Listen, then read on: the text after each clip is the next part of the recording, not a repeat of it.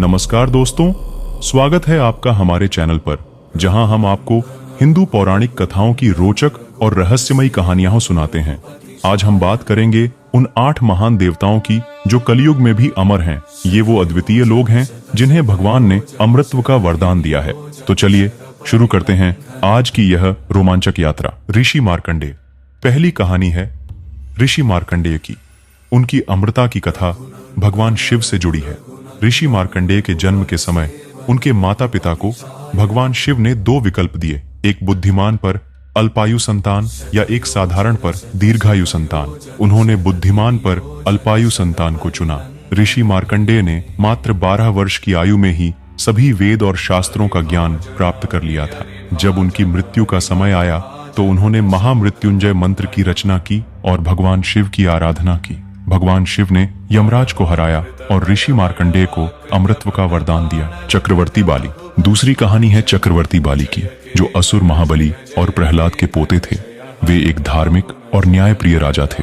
अपनी शक्ति और ज्ञान के बल पर उन्होंने तीनों लोकों पर विजय प्राप्त की। देवताओं ने भगवान विष्णु से सहायता मांगी। भगवान विष्णु ने ब्राह्मण का रूप धारण कर राजा बाली से 3 पग भूमि की मांग की। 2 पग में भगवान विष्णु ने तीनों लोकों को नाप लिया और तीसरा पग बाली के सिर पर रखा। उनकी भक्ति और अच्छे कर्मों के कारण भगवान विष्णु ने उन्हें अमृतत्व का वरदान दिया। आज भी केरल के लोग ओणम के समय राजा बाली की वापसी का उत्सव मनाते हैं।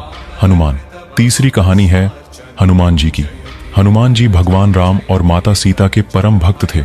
राम रावण युद्ध में उन्होंने भगवान राम का साथ दिया। माता सीता ने हनुमान जी को कलयुग में भक्तों की सहायता के लिए अमृतत्व का वरदान दिया।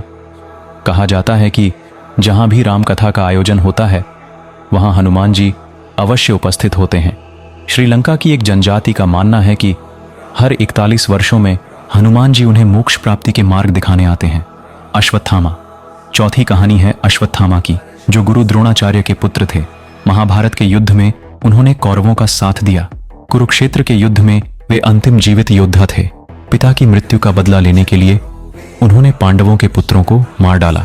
भगवान कृष्ण ने उन्हें 3000 वर्षों तक बिना आश्रय और आतिथ्य के भटकने का श्राप दिया। उनके माथे पर लगा घाव कभी नहीं भरता और वहां से निरंतर रक्त और मवाद बहता रहता है। कुछ लोग कहते हैं कि उन्होंने जंगलों में एक व्यक्ति को इस स्थिति में देखा है। ऋषि व्यास। 5वीं कहानी है ऋषि व्यास की, जिन्हें वेद व्यास भी कहा जाता है। वे ऋषि पराशर और सत्यवती के पुत्र थे।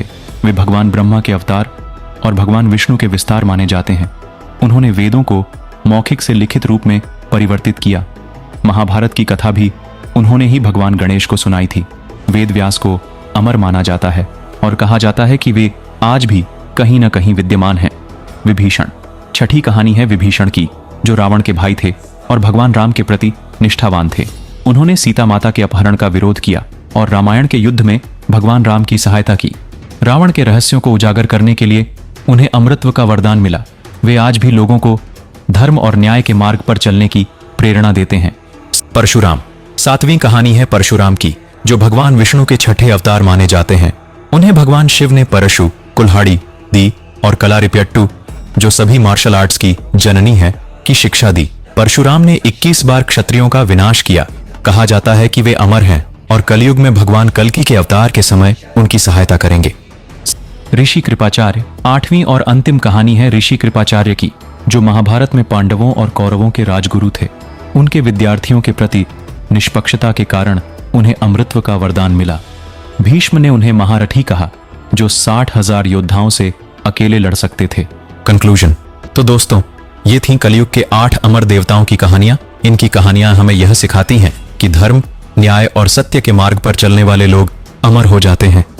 अगले एपिसोड में हम आपको एक और रोमांचक कहानी सुनाएंगे। तब तक के लिए हमारे चैनल को सब्सक्राइब करें, वीडियो को लाइक करें और अपने दोस्तों के साथ शेयर करें। धन्यवाद।